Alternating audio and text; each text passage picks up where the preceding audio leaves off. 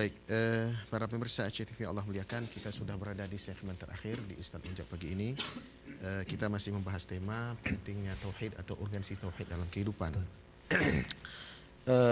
Bagaimana pentingnya tauhid? Tadi disampaikan bahwa tauhid itu bagaikan sebuah pondasi bagi sebuah bangunan. Jadi bangunan Islam yang terdiri dari syariat, dari akhlak, ya, itu ditopang oleh satu pondasi yang bernama tauhid. Tadi kita sudah sebutkan nih Ustaz, berkaitan dengan larangan Nabi untuk menjadikan kuburan beliau sebagai Aid, dan Ustaz sudah tafsirkan tadi bahwa yang dimaksud adalah jangan datang ke kuburan Nabi itu jarang-jarang, datanglah sering-sering seperti itu ya. Nah, kemudian dalam kitab Az-Zawajir An-Iktirafil Kabair yang kita bacakan tadi, Al-Imam Ibnu Hajar Al-Haytami menyebutkan di halaman 121, beliau katakan wattikhadul qabri masjida ma'nahu as-salatu alaihi au ilaihi, ya. Jadi salat menghadap kubur, salat di atas kubur dan juga atau menghadap kubur. Nah, itu yang dimaksud. Ya. Nah, bagaimana Ustaz memahami ucapan beliau ini? Kalau yang dinamakan salat di dalam di depannya ada kuburan, itu memang para ulama sudah menjelaskan bahwa hukumnya dihindari atau memang tidak boleh. Tapi beliau di sini menyebutkan dosa besar. Ya, al-kabirah. Bisa jadi itu menurut beliau seperti itu. Tapi menurut ulama yang lainnya itu diantaranya memang hendaknya dihindari.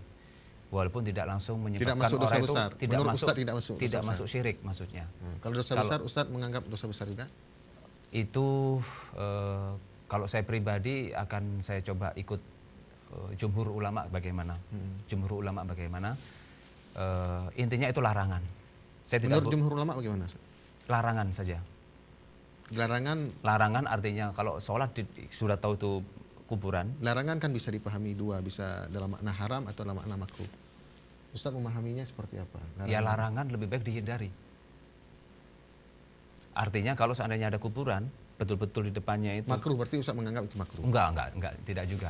Tidak bisa dispesifikasi seperti itu. Karena intinya itu dilarang. Bahasa yang saya pahami seperti itu, dilarang. Karena tidak langsung bisa kita bicarakan hukumnya kabair, soghoir, itu tidak sampai masuk ke sana saya. Saya hanya secara umum saja bahwa itu dilarang kalau memang ada kuburan langsung di depannya. Sengaja. Tapi kalau memang tidak sengaja, itu lain hukumnya. Baik Ustaz, kita dengarkan dulu yang ingin interaktif dengan kita. Assalamualaikum. Assalamualaikum. Waalaikumsalam warahmatullahi wabarakatuh. Ini Abu Lela ya. Iya, silakan Abu Lela. Jadi begini Pak Ustaz berdua. Dalam hadis sahih disebutkan kuburan itu jangan di tembok, jangan ditulis di atasnya. Betul. Itulah. Jadi kita lihat kuburan-kuburan di As-Salafi itu banyak yang demikian. Saya datang satu hari tahun 67 ke Jombang. Saya ziarah kuburan Hashim Asy'ari dan berdampingan dengan Wahid Hashim, anak beliau. Kedua kuburan itu sangat sederhana. Tanah biasa, 2 batu nisan tanpa macam-macam, kemudian ada 2 batang kemboja. Tanah biasa. Malah di tempat ayam-ayam itu pikun ya kubing situlah, kan? Begitu. Dia tanya kepada orang di situ, mengapa kuburannya sederhana sekali? Katanya gaya Salafi. Salafi artinya murni sebagaimana zaman sahabat gitu. Yeah. Lalu kemudian saya pulang, datang ke Aceh, ke Darussalam. Kami ziarah kuburan Mudawali. Saya lihat kuburannya di tembok, malah ditulis. Sama seperti kuburan Iskandar Muda. Kemudian saya lihat lagi kuburan Tengku di Lambereng ini. Ya, siapa namanya itu? Wah, itu kuburannya nggak nampak di luar, tapi karena ada kelambu, kelambu. Saya duga di dalamnya ada juga temboknya. Jadi saya bertanya kepada Ustaz berdua, itu sebenarnya mana yang benar? Kuburan tidak boleh ditembok, tidak boleh ditulis kata Rasulullah. Sedangkan kita ini membesar-besarkan kuburan orang tertentu, entah raja, entah ulama. Ini katanya begitulah yang paling bagus, menghormati ulama itu. Ya nih, saya lihat lagi kuburan Syekh Kuala sederhana sekali. Ya, artinya ada hanya 2 batu nisan yang agak gede, yang panjang ya. Jadi tanpa ada macam-macam itu. Jadi mohon penjelasan bagaimana dengan kuburan yang di tembok ditulis ya, saya tidak mengatakan dipuja. Tapi banyak orang berziarah, ya duduk bersimpuh di depan kuburan itu, ya sejenis wiri-wiri lah begitu. Mohon penjelasan. Wassalamualaikum warahmatullahi wabarakatuh. Waalaikumsalam warahmatullahi wabarakatuh. Baik. Sebenarnya hukum membangun kuburan itu para ulama sudah jelas. Apabila kuburan itu di pemakaman milik pribadi, artinya tanahnya itu tanah pribadi, bukan tanah wakaf umum, maka diperbolehkan sebenarnya dibangun di atasnya itu sebuah bangunan, di dalamnya di atasnya ada kayak bangunan, itu dibolehkan. Kenapa? Karena ini tanah-tanah pribadi. Seandainya nggak namanya dibolehkan, berarti kalau seandainya tidak dibangun pun nggak apa-apa. Baik, kalau larangan Nabi yang melarang membangun kuburan itu dipahami seperti apa? Karena itu dalam hadis riwayat Muslim, Imam Tirmidzi dan juga Imam Ahmad itu disebutkan naha Rasulullah sallallahu alaihi wasallam ayujassasal qabru wa ayyaquda alaihi wa ayyubna alaihi. Jadi Nabi sallallahu alaihi wasallam melarang untuk menembok kuburan seperti yang beliau sebut tadi, kemudian duduk di atas kuburan dan dibangunkan bangunan di atas kuburan itu. Baik. Bagaimana memahami hadis itu? Baik, ini jelasnya sebagaimana yang sudah saya sebutkan tadi. Kalau itu tanahnya milik pribadi, itu boleh. Tapi itu konteksnya adalah tanah itu adalah wakaf. Di mana itu milik orang banyak. Kalau dia bangun akan mengganggu yang lain. Konteksnya di situ. Bahkan itu hukumnya makruh ada yang bilang. Kalau dibangun seperti itu di tanah pemakaman umum. Sedangkan yang itu yang dimaksud adalah yang wakaf umum. Kalau duduk, apakah larangan duduk termasuk? Tidak. Kalau di tempat umum baru dilarang gitu? Bukan, duduk yang dimaksud itu apa duduk? Apakah sekedar kalau menduduki di atas kuburan itu yang nggak boleh? Kalau kita misalkan ada kuburan kemudian kita duduk di atas kuburan, itu yang dimaksud. Duduk di atasnya kuburan, bukan duduk di pinggir kuburan kita membaca doa sebagaimana yang dilakukan oleh para ulama. Imam Nawawi sendiri yang sekarang sudah dibom kuburannya oleh oknum yang tidak bertanggung jawab di Syria itu. Itu kuburannya ada bangunannya. Kenapa? Karena itu milik beliau. Apakah Imam Nawawi setingkat Al-Hafidh Al-Imam An-Nawawi tidak tahu tentang masalah hadis itu? Padahal beliau adalah pensyarih hadis Muslim. Sehingga mustahil. Baik, gini sehingga dari sisi hukum kita perlu lihat juga sisi hukum, bukan sisi sisi sosiologis dan seterusnya. Dari sisi hukum, misalnya Al-Imam Asy-Syafi'i menyebutkan dalam kitab Al-Um juzuk 1 halaman 246, wa akrahu ayyubna 'alal qabri masjidun wa ayyusawiya aw yusalliya 'alaihi. Nah, ini bagaimana nih? Imam Syafi'i menganggap meskipun kita tidak sampai memahami ketingkatan haram, tapi hukumnya dilarang. Wa akrahu. Nah, boleh makruh. memahami? Ya. Makruh. Ya, makruh. Termasuk kuburan aulia juga. Jadi di kuburannya di tempat dulunya itu kalau boleh diketahui sebagaimana makam Rasulullah Muhammad SAW itu dulu terpisah dari masjid. Ya. Sebagaimana para ulama-ulama, para wali-wali dulu itu terpisah dari masjid. Betul-betul memang bangunan sendiri dan tanah sendiri dibangun di dalamnya kuburan. Sementara setelah perkembangan zaman akhirnya nempel dengan masjid, ada yang masuk ke dalamnya. Itu karena apa? Perluasan dan seterusnya. Permasalahannya apakah ini menjadi terus dihancurin semuanya? Ya tidak juga kayak gitu. Tinggal dilihat apakah tempatnya tadi itu yang nggak langsung menghadap kuburan itu kan bisa ditembok misalkan. Sudah nggak langsung lihat kuburannya. Itu bisa caranya seperti itu. Karena apapun alasannya, hukum yang tetap para ulama itu mengatakan tadi, boleh hukumnya itu dibangun kuburan, di atasnya itu bangunan. Boleh. Boleh. Bukan makruh. Boleh dengan catatan itu bukan tanah umum, tapi tanah milik dia sendiri. Sebagaimana yang mubah berarti hukumnya, mubah. Mubah boleh, boleh. Bukan sunnah, bukan. Boleh. Tetapi menjadi makruh ketika itu bangunan dibangun di tanah wakaf umum. Permasalahannya justru adalah begini, Ustaz, justru dalam kitab Bajuri disebutkan kalau status tanahnya musabbalah itu haram, bukan makruh. bukan, maksudnya ini tanah-tanah saya sendiri. Enggak, mesti gini. Ini mungkin sedikit beda pemahaman kita ya. Dalam kitab Hasyiah Al-Bajuri justru disebut bahwa kalau tanahnya tanah milik umum, tanah wakaf atau disebut diistilahkan dengan tanah musabbalah, itu haram. Tapi kalau milik pribadi itu makruh.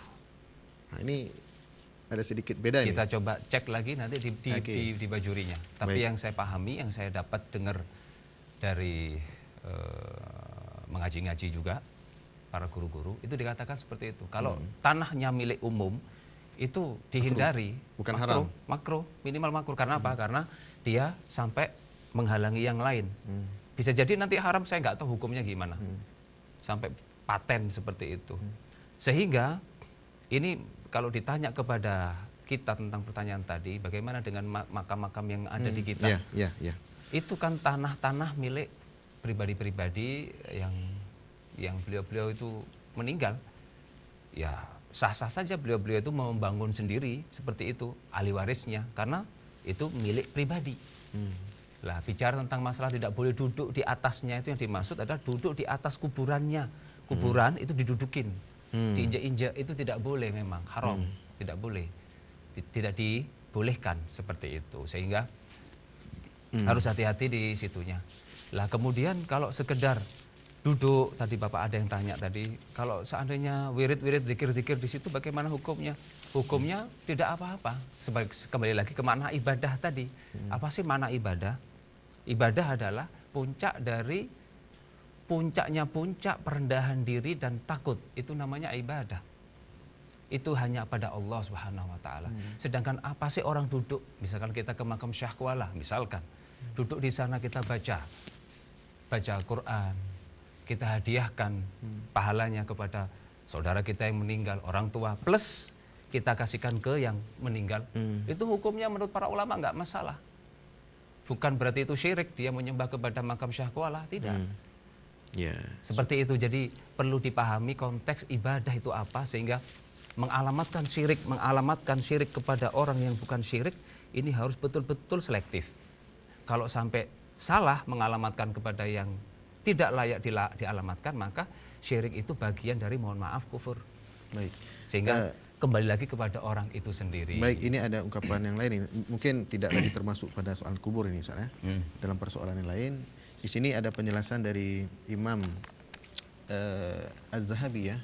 Beliau katakan, qultu al-musyrikun wal kitabiyun wa ghairuhum arafullah ta'ala bima'na annahum lam yadhaduhu wa arafu annahum khaliquhum. Dan disebutkan ayatnya bahwa orang-orang musyrik jahiliyah dulu dan ahli kitab dan selain mereka mengenal Allah dengan pengertian bahwa mereka tidak mengingkari Allah itu sebagai pencipta mereka, gitu ya, khaliquhum. Fahaulai lam yunkirul bari, mereka itu tidak mengingkari Allah sebagai al-bari, ya, tetapi ternyata mereka itu tidak tahu sifat-sifat Allah yang suci. Ya.